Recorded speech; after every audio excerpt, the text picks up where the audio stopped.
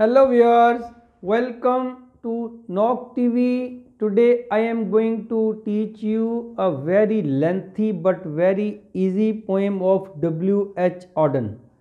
W. H. Auden was an American poet and he was born in 1907 and died in 1973. और आपने देखा इसकी आप इससे पहले दो पोइम पढ़ चुके हैं और उसमें मैंने डिटेल में बताया था डब्ल्यू एच ऑडन के बारे में। तो ये भी आपको बताया था कि he was born when the first world war was going on, जब पहली जंग अजीम चल रही थी उस दौर में ये पैदा हुआ था। At that time he was 7 years old. उसका तो इसको नहीं पता वर्ल्ड वार 1 का, चूँकि 7-8 साल के बच्चे को क्या पता होना है। लेकिन वर्ल्ड वार 2 में he was 38 years old. World war 2 जब हुई थी 1945 में, जो ख़त्म हो गई थी, उसमें ये 38 ईयर का था।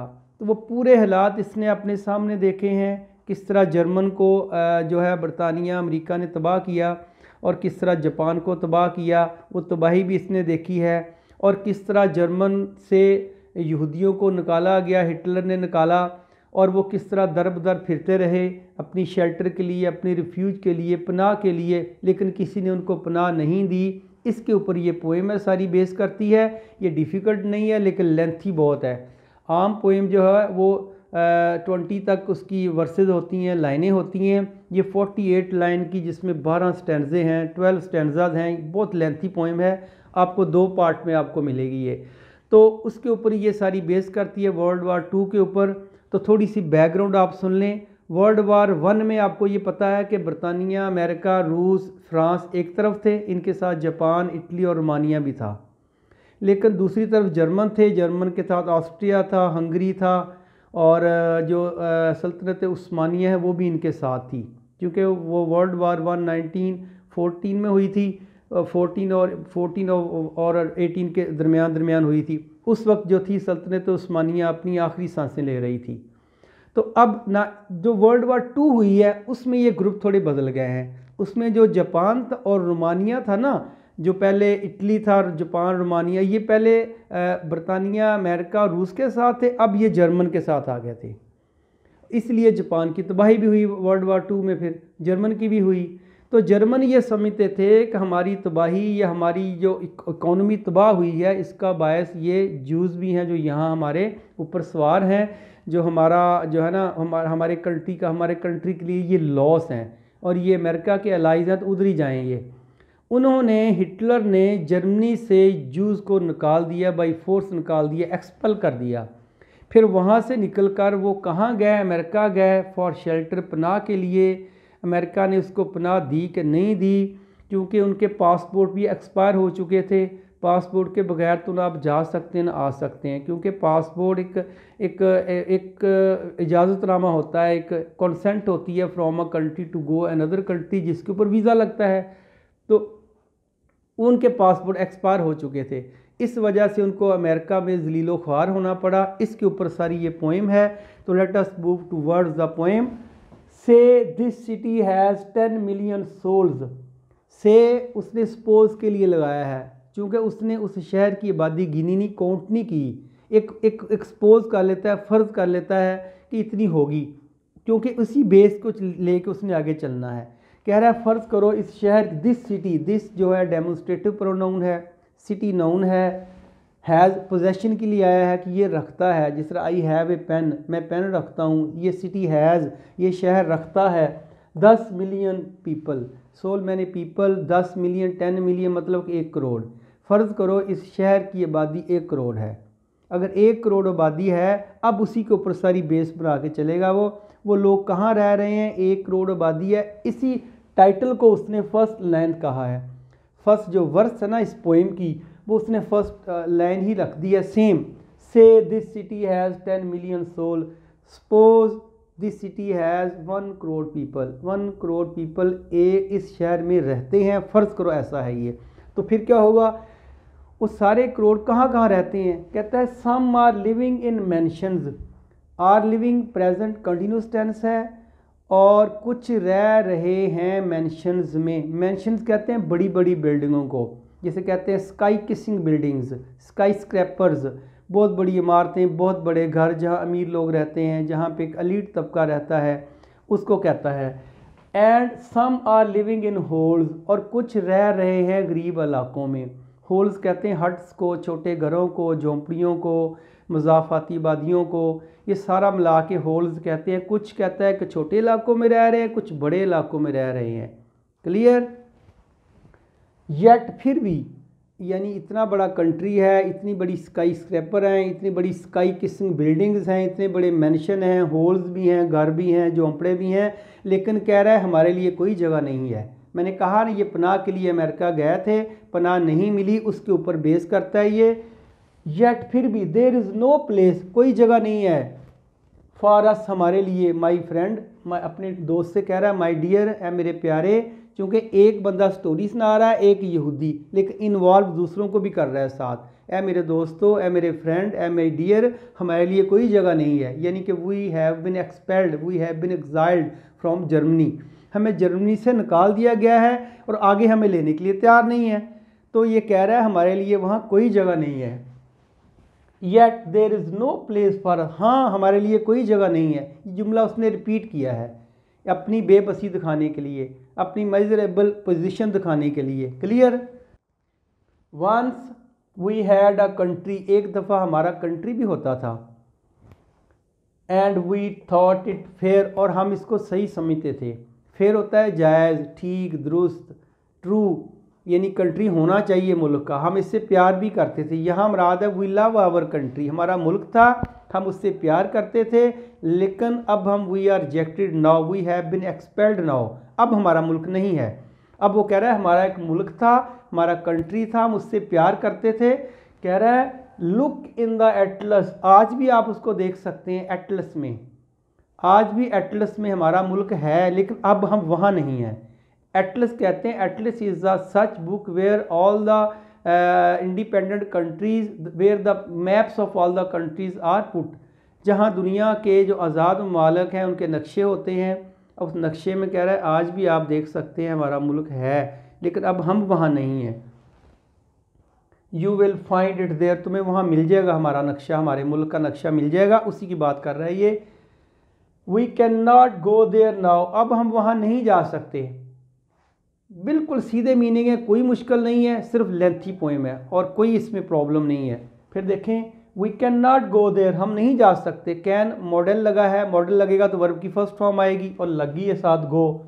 और नॉट जो है आपको पता है एडवर्ब ऑफ निगेशन होता है, हम वहाँ नहीं जा सकते।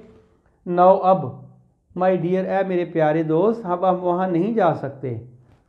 फिर उसने रिपीट किया है, मैंने कहा ना आखिरी दो लाइनें वो पूरी पोएम में रिपीट करेगा वो। We can not go there now, अब हम वहाँ जा ही नहीं सकते। Next, in the village churchyard, जो हमारा गांव था ना, उसका जो उसके अंदर जो चर्च था, उसके अंदर जो उस चर्च का जो सेन था, उस सेन के अंदर एक दरख्त था।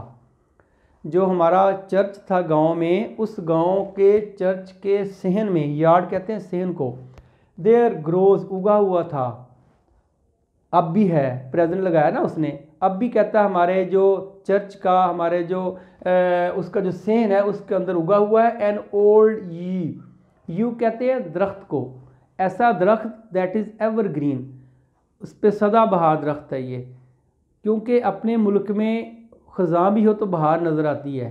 तो यही बात कर रहा है अपने आज़ाद कंट्री की, कि हमारे जो चर्च यार्ड का सेन है उसके अंदर एक पुराना दरख्त था, सदाबहार दरख्त था। You is the name of a tree, दरख्त का नाम है ये। और उसने कहा है एवरी स्प्रिंग इट, हर बहार में ये, ब्लूजम्स, ये खिलता है, ब्लूजम खिलता है, प्रेजेंट इंडेफिनिट टेंस है, प्रेजेंट की बात कर रहा है। अ न्यू, एक नए रंग में, हर मौसम बहार में एक नए रंग में ये खिलता है। तो लेकिन कह रहा है हमारे जो पासपोर्ट हैं वो एक्सपायर हो चुके हैं, इन पे कभी बहार नहीं आनी, मतलब इन ये कभी रिन्यू नहीं होंगे, कभी हम अपने मुल्क नहीं जाएंगे। ये पूरी कहानी को उसने पासपोर्ट के अंदर बंद कर दिया। देखें, old passport can not do that, लेकिन हमारे जो पुराने पासपोर्ट है ना, ये नहीं कर सकते, ये खिल नहीं सकते, मतलब ये वो काम, हम अपने मुल्क में जाने का काम नहीं कर सकते। They are disable to take us from our to our country, ये हमें अपने मुल्क में ले जाने का काम नहीं कर सकते। They have been expired, expired हो चुके हैं वो। Old passport can not do that, पुराने पासपोर्ट ये काम नहीं कर सकते। मैंने कहा था रिपीट करेगा, ये हमेशा 2 लास्ट सेंटेंस रिपीट करेगा वो। The consul bang to the table and said, कह रहा है मैं सफारत खाने गया, मैं उनके जो है ना एम्बेसी में गया, और वहाँ जो सफारती अमला था, कौंसल कहते हैं the people who work there as a chair, जो एक चेयर पे काम करता है, जो एक एम्बेसी में काम करता है, ऑफिशियल होता है, उसकी बात कर रहा है ये। कह रहा है उस कौंसल ने क्या किया, banged the table and said, उसने अपना हाथ ज़ोर से टेबल पे मारा यूं करके और कहा, बैंग्ड होता है to struck one's fist with the table on the table, table पे अपना ज़ोर से हाथ मारना, दैट इज़ कॉल्ड बैंग्ड। गुस्से से उसने हाथ मारा, उसने यानी मैं गया सफारत खाने, मैं एम्बेसी गया अपना पासपोर्ट लेकर कि मुझे सिटीज़नशिप दी जाए या मेरा जो पासपोर्ट है उसको रिन्यू किया जाए, so that I may go to my country, ताकि मैं अपने कंट्री जा सकूं। तो उसने क्या किया, उसने ज़ोर से अपना हाथ टेबल पे मारा और साथ ये कहा, क्या कहा, if you have got no passport, अगर तुम्हारे पास पासपोर्ट नहीं है, यानी अगर तुम पासपोर्ट नहीं रखते हो या तुम्हारा पासपोर्ट नहीं है, नहीं से मुराद है एक्सपायर हो गया है, एक्सपायर हो गया समझो नहीं है, ये कहना चाह रहा है वो। अगर तुम्हारे पास पासपोर्ट नहीं है तो यू आर ऑफिशियली डेड, तो आप ऑफिशियली डेड हो चुके हो। दफ्तर की ज़बान में यानी हमारी ज़बान में आपके पास अपनी शनाख्त नहीं है, आपकी आइडेंटिटी नहीं है, तो हमारे कागज़ों में आप डेड हो, ये कहना चाह रहा है। ज़िंदा हो लेकिन हमारे कागज़ों में आपका कोई रिकॉर्ड नहीं है, तो आप हमारे लिहाज से आप डेड ही हो। ऑफिशियल कहते हैं दफ्तरी लिहाज से, कागज़ों के हवाले से आप डेड हो। तो but we are still alive my dear, लेकिन वो कह रहा है दोस्त हम तो ज़िंदा हैं, वी आर स्टिल, अभी भी हम ज़िंदा हैं, ये हमें कह रहा है कि तुम मर चुके हो। फिर उसने रिपीट की ये बात, देखे, but we are still alive, लेकिन अब तो हम ज़िंदा हैं, ये कह रहा है कि तुम मर चुके हो, वी आर स्टिल अलाइव, हम ज़िंदा हैं। नेक्स्ट, फिर कहता है मैं कौंसिल के पास गया था, फिर मैं कहता है कमेटी के पास गया।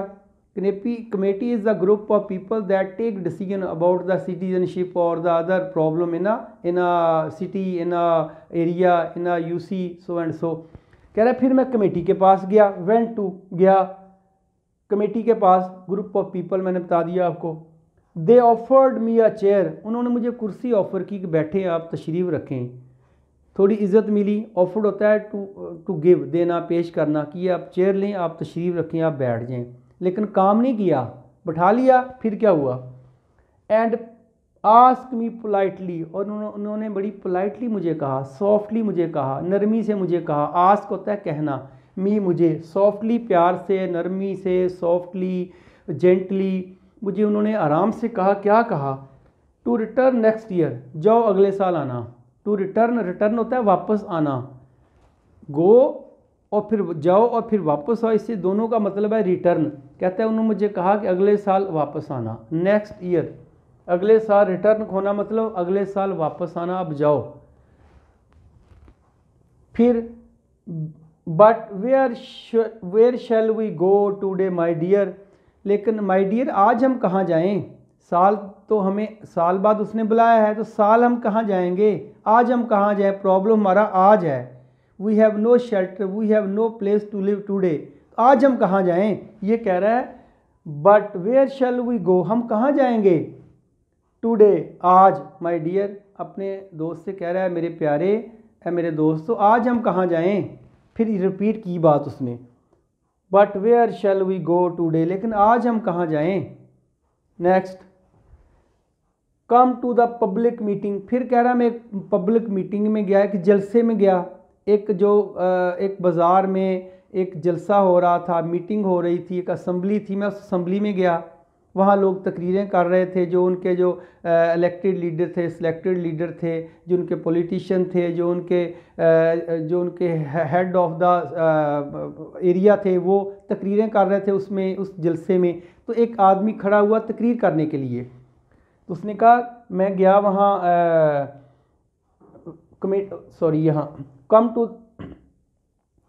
केम टू द पब्लिक मीटिंग में गया। द स्पीकर गॉट अप, जो स्पीकर था, जब person who was speaking, who was making speech on the dais, जो डाइस पे तकरीर कर रहा था ना वो खड़ा हो गया, उसने खड़े होकर तकरीर की, कुछ कहा।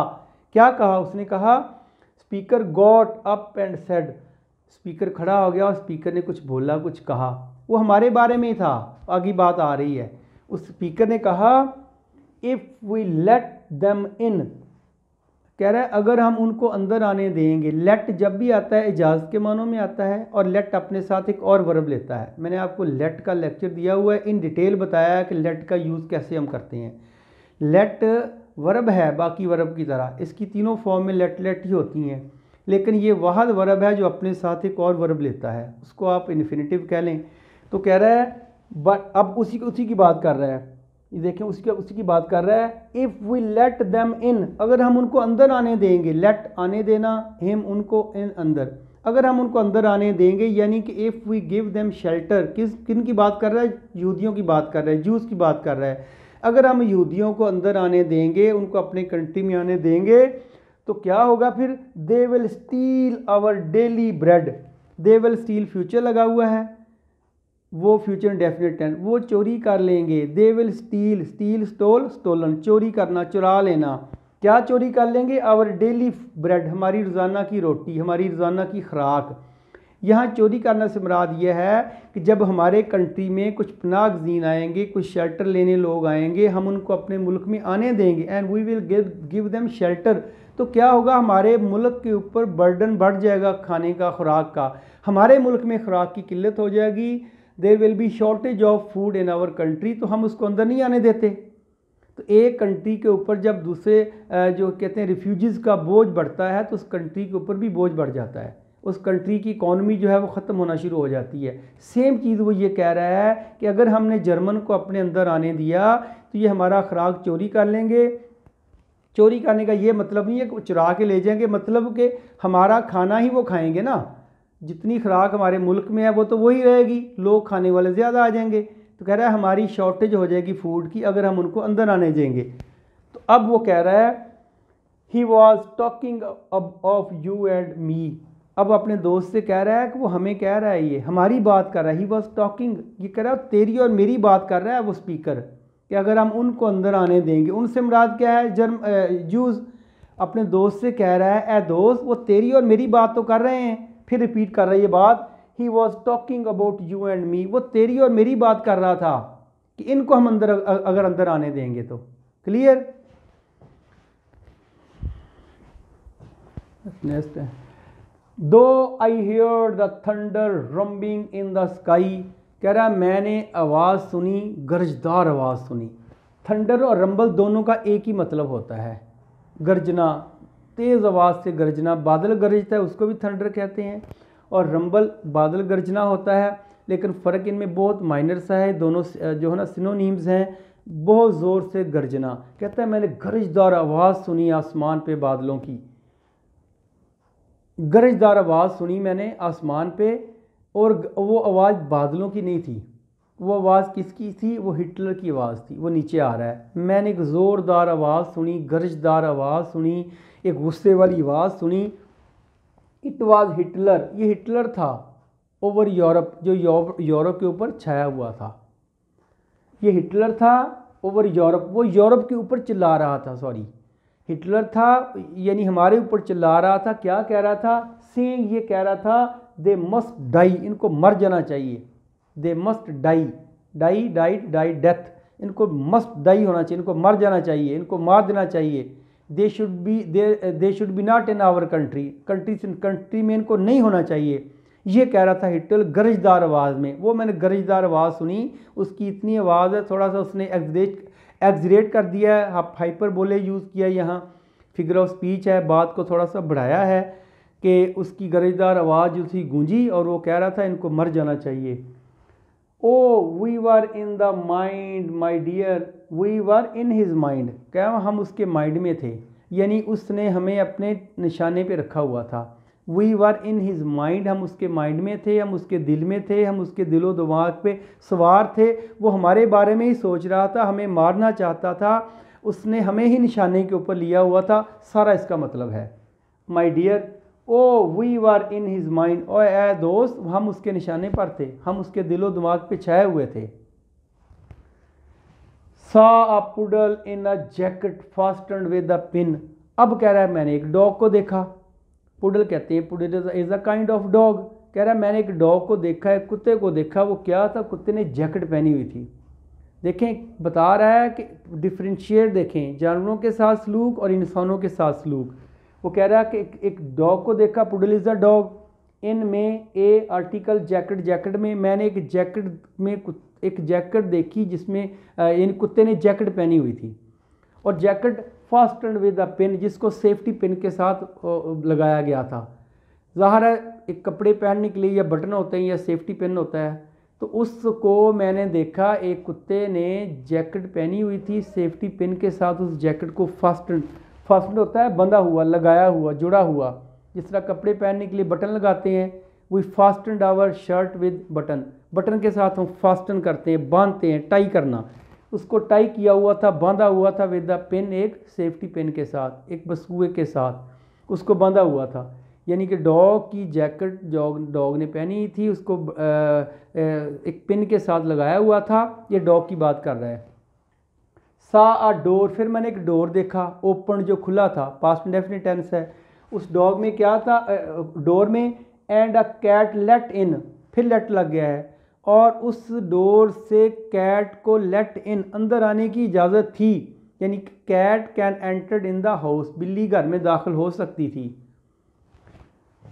मैंने दरवाज़ा खुला देखा जिसमें बिल्ली आ सकती थी, लेकिन आगे कह रहा है but they were not German use, लेकिन वो जर्मन जूज़ नहीं थे, वो जर्मन के यहूदी नहीं थे, बल्कि वो डॉग और कैट की बात कर रहा है, हमारी नहीं कर रहा। हमें अंदर आने की इजाज़त नहीं है। फिर देखें, but they were not German use, लेकिन वो जर्मन के यहूदी नहीं थे माय डियर। ये हमें कौन आने देता है? ये बात कर रहा है कैट और डॉग की। But they were not German Jews, लेकिन वो जर्मन के यहूदी नहीं थे। ये रिपीट किया उसने सेंटेंस लास्ट वाला। Went down to the harbour and stood up the quick, कहता मैं गया हार्बर पे और वहाँ जाके मैं कुई पे खड़ा हो गया। हार्बर कहते हैं, harbour is a place where ships come and stay, जहाँ पे शिप आते हैं, जिस तरह जहाँ पे जहाज़ आते हैं उसमें एरोप्लेन जो है ना एयरपोर्ट कहते हैं, जहाँ पे ट्रेन आती हैं उसको स्टेशन कह लेते हैं, जहाँ बसें खड़ी होती हैं उसको लारी अड्डा कह लेते हैं, जहाँ शिप खड़े होते हैं हार्बर पे आके उसको हार्बर कह लेते हैं। बंदरगाह जहाँ पे जहाज़ आके रुकते हैं। और उसी बंदरगाह के अंदर एक पार्ट बनाया होता है, एक डेक बनाया होता है, एक बनाया होता है स्टेशन, एक प्लेटफॉर्म बनाया होता है जिसके ऊपर जहाज़ शिप आते हैं और लोडिंग अनलोडिंग होती है, सामान लोड होता है फिर उतारा भी जाता है। That is called platform. उस प्लेटफॉर्म की बात कर रहा है। कह रहा है उस प्लेटफॉर्म को कहते हैं की कहते हैं की। ये लफ्ज़ की है, इसको की चाबी नहीं होती, की उसी स्पेलिंग में बोलना है की। तो कह रहा है मैं उस डेक पे खड़ा हो गया, मैं हार्बर पे गया यानी बंदरगाह पे मैं गया। फिर क्या, बंदरगाह पे जाके मैं एक ना जो था वो एक डेक पे खड़ा हो गया। डेक मैंने आपको बता दिया है कि platform where loading and unloading is done, जहाँ पे लोडिंग अनलोडिंग होती है शिप की, उसको डेक कहते हैं। डॉक यार्ड, डॉक कहते हैं, डॉक यार्ड उस पूरे सीन को कहते हैं डॉक। तो कह रहा है मैं वहाँ उस कुई पे जाके खड़ा हो गया। तो मैंने क्या देखा? सादा फिश, मैंने मछलियाँ को देखा, स्विमिंग, वो तैर रही थी। As if they were free, जैसा कि वो आज़ाद हों। चूँकि वो आज़ाद हैं, उनका कोई वहाँ जो है ना किंग नहीं है, कोई वहाँ वर्ल्ड वार 2 नहीं हो रही मछलियों के दरमियान, कोई उनका पॉलिटिशियन नहीं है, कोई उनके ऊपर है ना बदमाशी नहीं है। तो कह रहा है मैंने वहाँ मछलियों को देखा। कहना ये चाह रहा है कि डॉग भी आज़ाद हैं, बिल्लियाँ भी आज़ाद हैं, मछलियाँ भी आज़ाद हैं, हवाएँ भी आज़ाद हैं, परिंदे भी आज़ाद हैं, एक हम हैं जो मजबूर और बेकस हैं और बेसहारा हैं। ऐसे इधर ही लाएगा बात को वो। Swimming as if they were free, कह रहा है वो ऐसे तैर रही हैं बिल्कुल वो आज़ादी से तैर रही हैं वो। देयर इज़ नो फियर, उनको कोई डर ही नहीं है। Only 10 feet away my dear, कहता है मेरे प्यारे दोस्त, मेरे से 10 फुट दूर वो तैर रही थी। यानी कि मेरा भी डर नहीं था उनको, मेरे से 10 फुट दूर वो मछलियाँ तैर रही थी पानी में। और वो कह रहा है ओनली 10 फीट अवे, सिर्फ 10 फुट दूर थी मेरे से वो भी कहता है आज़ाद थी। नेक्स्ट आ जाएं। वॉकड थ्रू अ वुड, फिर मैं जंगल में गया, जंगल में जाके जंगल में फिर रहा है, जंगल में गया, क्या देखा जंगल में? सा the bird in the tree, मैंने देखा दरख्तों पर परिंदे भी देखे मैंने, वो भी आज़ाद थे। चूँकि मैंने दरख्तों पे परिंदे देखे, वो भी आज़ाद थे। मैं जंगल में गया और वहाँ क्या था, वो क्यों आज़ाद थे, इसलिए आज़ाद थे। आगे आगे दे हैड नो पॉलिटिशियन, उनका कोई पॉलिटिशियन नहीं था, उनके पास कोई जो था ना वो सियासी लीडर नहीं था। क्योंकि जहाँ सियासत होती है वहाँ अपने अपने मफादात भी होते हैं, जहाँ मफादात होंगे वहाँ मार्कटाई भी होगी, वहाँ छीना झपटी भी होगी, वहाँ जंगें भी होंगी, सारा कुछ ही होगा। तो कह रहा है उनका वहाँ जो था पॉलिटिशियन नहीं थे और वो बड़ी आज़ादी से गीत गाते थे। सैंग होता है गाना, ईज़ होता है ईज़ी से निकला, ईज़ी, वो बड़े ईज़ी आसानी से, यूँ कह लें यहाँ मुराद है बड़े डिलाइटफुल सॉन्ग गाते थे, वो बड़े स्वीट सॉन्ग वो गा रहे थे परिंदे। फिर वो कह रहा है they were not the human race my dear, चूँकि वो इंसान नहीं थे। ह्यूमन रेस होता है इंसानी नस्ल, चूँकि उनका तल्लक इंसानी नस्ल से नहीं था, वो एक बर्ड थे, एनिमल थे, इसलिए वो मौजें कर रहे थे। फिर दूसरी कह रहा है they were not the human race, वो इंसानी नस्ल के नहीं थे, इंसानों नस्ल नहीं थे। नेक्स्ट ड्रीम्ड आई सा बिल्डिंग विद 1000 फ्लोर्स। ड्रीम होता है, ड्रीम नोन भी है, वर्ब भी है।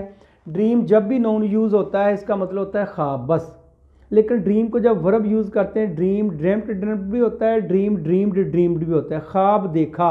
अगर ख्वाब देखा लगाया तो ड्रीम के बाद आई सा फिर लगा दिया देखा, मैंने ख्वाब देखा, ये 2 दफ़ा लगाने की क्या ज़रूरत थी? ज़रूरत इसलिए थी कि ड्रीम जो है ये एक इंट्रांजिटिव वर्ब है। इंट्रांजिटिव वर्ब वो होता है जिसके साथ ऑब्जेक्ट नहीं होता। तो ये इतना अगर वो कहता ना कि मैंने ख्वाब देखा, आई ड्रीम्ड, ठीक था, बात पूरी होगी। लेकिन अगर कुछ ख्वाब में देखा है तो उसको देखना की इंग्लिश अलग से लगाना पड़ेगी। फिर मैंने ख्वाब देखा और उस ख्वाब में मैंने देखा, अगला देखा जो उसके लिए सा लगा दिया उसने, सा, चूँकि ये लगा सा जो ये ट्रांजिटिव वर्ब है, और जो देखा है अगर ये ट्रांजिटिव वर्ब है तो उसको बताना पड़ेगा जो उसने ख्वाब में देखा है, और वो उसने बता दिए आगे। देखें, फिर देखें ड्रीम्ड, मैंने ख्वाब देखा, आई सा, मैंने उस ख्वाब में देखा। अब शॉर्ट में बोलेंगे तो मैंने ख्वाब में देखा, देखा है तो आगे बताओ देखा, अगर वो ऑब्जेक्ट होगा तो फिर ये ड्रीम नहीं लग सकता, फिर ये सा आएगा।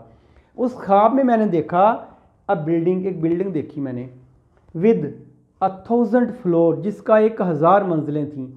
1000 मंजिला मैंने इमारत देखी। ये ख्वाब ही देख सकते हैं ना, क्योंकि they are looking for shelter, जिनको मिल नहीं रही। तो कह रहा है मैंने ख्वाब में 1000 जो है ना मंजिल की बिल्डिंग देखी, 1000 विंडोज़, और हज़ारों खिड़कियां थी उसमें, एंड 1000 डोर्स, हज़ारों दरवाजे थे उसके अंदर। ये बिल्डिंग मैंने देखी। Not one of them was ours my dear, कहता है मेरे प्यारे उनमें से हमारा एक भी नहीं था, यानी हज़ारों मंजिलें, दरवाजे, खिड़कियाँ, उनमें से हमारा कुछ भी नहीं था। फिर देखें नो वन ऑफ देम, उनमें से कुछ भी वाज आवर्स, हमारा नहीं था।